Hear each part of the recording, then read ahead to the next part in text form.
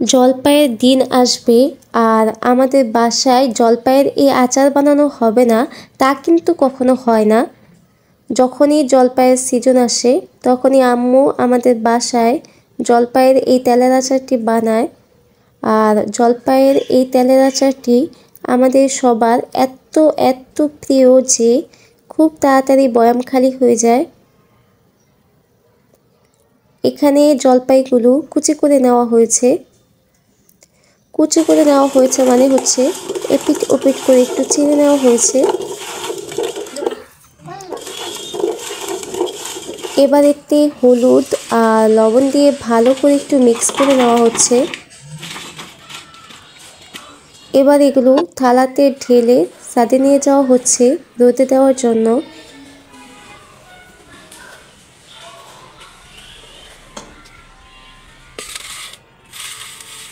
ছাদে কি রোদ, বেশিক্ষণ রোদে দেওয়া হবে না, আজকে মানে দুপুর পর্যন্ত আর কি, এরপর হচ্ছে নিয়ে যাওয়া হবে। এই যে কাঠগোলাপ গাছে নতুন কলি আসছে। সকাল থেকে জলপাইগুলো রোদে দেওয়ার পর এখন আচারটি বানিয়ে নেওয়া হবে। প্রথমে হাফ কাপ ভিনেগার সাদা সরিষার সাথে মিক্স করে ব্লেন্ড করে নেওয়া হচ্ছে। এবার আচারটি বানিয়ে নেওয়া হবে, সেই জন্য কড়াইয়ে প্রথমে তেলটা দেওয়া হয়েছে।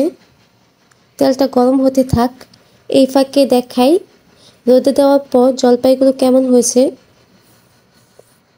এই যে দেখেন মোটামুটি ভালোই শুকিয়েছে, আর এত শুকাবো না, হালকা হালকা আর কি একটু নরমও থাকবে এরকম অবস্থায় রেখেছি।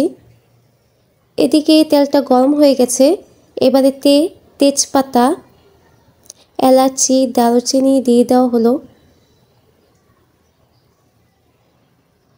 এরপর কিছু রসুনের কোয়া ছিলে রেডি করে রেখেছিলাম সেগুলোই দিয়ে দেওয়া হচ্ছে।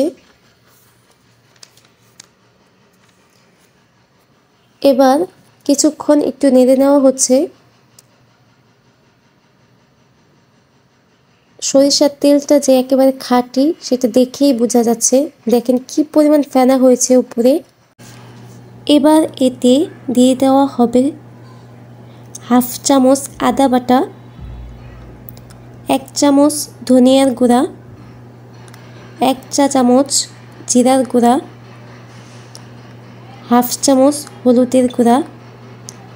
এরপর তেলের সাথে সব কিছু একসাথে মিক্স করে নেওয়া হচ্ছে। এরপর এতে দিয়ে দেওয়া হচ্ছে সরিষা বাটাটা, কিছুক্ষণ নেড়ে চেড়ে তেলের সাথে মিক্স করে নেওয়া হচ্ছে।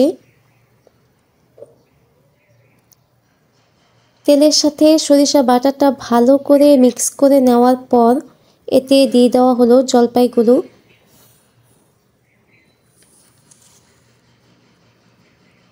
এটাকেও নেড়ে চেড়ে তেলের সাথে মিক্স করে নেওয়া হচ্ছে। এরপর একটু স্বাদমতো লবণ দিয়ে দেওয়া হয়েছে। এরপর এতে একটু চিনিও অ্যাড করে দেওয়া হলো স্বাদের ব্যালেন্সের জন্য। এবার এতে দিয়ে দেওয়া হলো হচ্ছে আমাদের ছাদের নিজের হাতে লাগানো গাছের ঝাল ঝাল কিছু শুকনো মরিচ। এরপর নেড়ে চেড়ে সব কিছুর সাথে মিক্স করে নেওয়া হচ্ছে।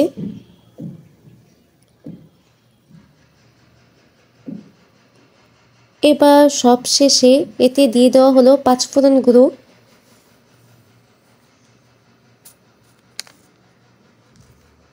নেড়ে চেড়ে সব কিছু একসাথে মিক্স করে নিলেই রেডি হয়ে যাবে আম্মুর হাতের অসাধারণ জলপাইয়ের তেলের আচারটি। আচারটি কেমন হয়েছে কমেন্ট করে অবশ্যই জানাবেন প্লিজ।